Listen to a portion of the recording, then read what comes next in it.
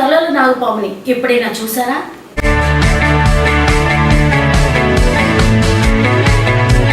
మన సనాతన ధర్మంలో ఎన్నో వింతలు విడ్డూరాల గురించి మానవాళి వేల సంవత్సరాలుగా వింటూనే ఉంది. కానీ అందులో కోట్లాది కట్టుకథలు కూడా ఉంటాయి.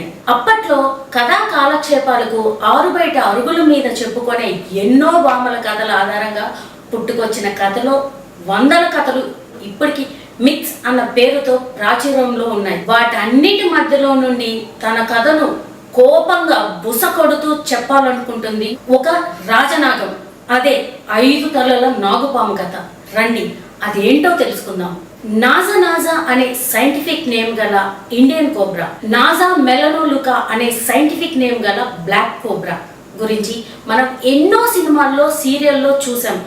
మెగాస్టార్ చిరు పున్నమి నాగు ఈ రోజు వరకు ఒక హాంటింగ్ మూవీ మనలో చాలా మందికి. నాగుపాము అనేది భారతదేశంలో ఎంతటి దైవికమైన అంశమో అలాగే ఒకంత హారర్ అండ్ థ్రిల్లింగ్ ఎలిమెంట్ కూడా అన్న విషయం మనకు గుర్తు చేస్తూ ఉంటాయి. అడపాదడప మనం వాటి గురించి వినే కథలు మీకు గుర్తుంటే, చిన్నప్పుడు వేసవి సెలవుల్లో మన అమ్మమ్మలు చెప్పే కథల్లో ఎక్కువగా పాముల గురించే ఉండేవి. ముఖ్యంగా కేరళ, తమిళనాడు, ఆంధ్ర ప్రాంతాల్లో ఈ సంస్కృతి ఎక్కువగా కనిపించేది. ఎందుకంటే వేల సంవత్సరాల క్రితం మనుషులు పాములు సమానమైన స్థితిలో జీవించేవారు అనేది బాగా చెప్పుకునే మాట. లోకాలను విభజించే సమయంలో బ్రహ్మ మానవులకు నాగులకు ఒకే లోకాన్ని అనుగ్రహించారని చెప్తుంది బ్రహ్మపురాణం. కానీ ఆధిపత్య పోరు వల్ల మానవులు నాగులు బద్ధ శత్రువులుగా మారారని కొన్ని చారిత్రాత్మక ఆధారాలు మనకి లభించాయి.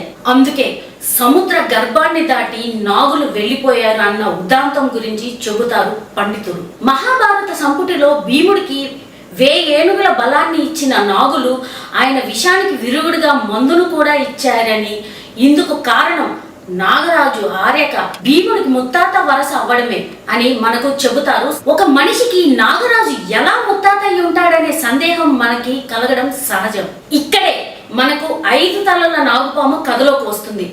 సర్పాలకు రాజుగా చెప్పే ఆదిశేషుడు, వాసుకి తక్షకకు సేనాధిపతి శేషనాగు, సత్యానికి కాపరి అని చెబుతారు గనక సనాతన ధర్మంలో శేషనాగుకు చాలా ముఖ్యమైన స్థానం ఉంటుంది.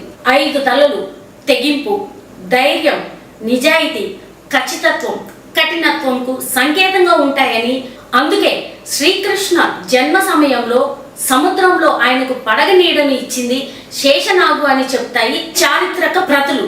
5 తలల పాముకు అసలు పేరు శేషనాగు అని ఈ కథల ద్వారా మనకు తెలుస్తుంది. ఇక శేషనాగును నిజ జీవితంలో ఎవరైనా చూసారా అంటే అవును చూసాం అని ఎంతమంది అయితే చెప్తారో ఇదంతా పుక్కిట పురాణం అని కొట్టిపారేసేవారు కూడా అంతమందే ఉన్నారు.